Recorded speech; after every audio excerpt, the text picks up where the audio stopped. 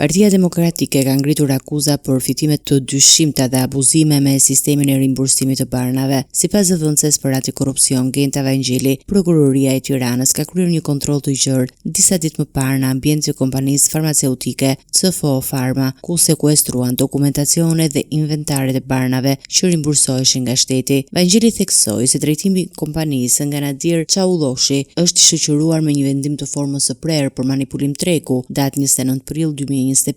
Ajo kujtoi gjithashtu se në vitin 2016 Prokuroria e Tiranës kishte konstatuar një dëm ekonomik prej 2.2 milion eurosh ndaj buxhetit të shtetit për shkak të recetave false dhe abuzimeve me barna të rimbursueshme, për të cilat Çaulloshi është arrestuar.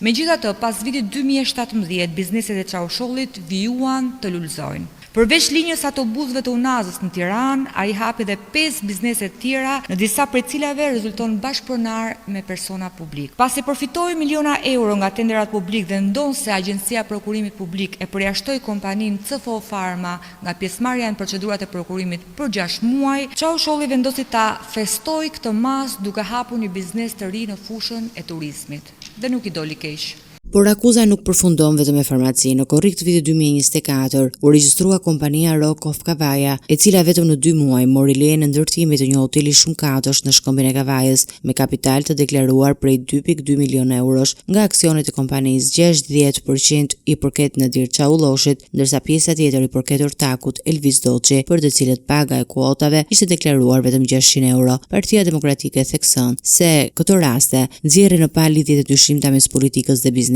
duke kërkuar hecim të theduar dhe përgjegjësi ligjore për çdo person që ka përfituar në mënyrë të palishme nga fondet publike apo nga investimet me kapital të dyshimt.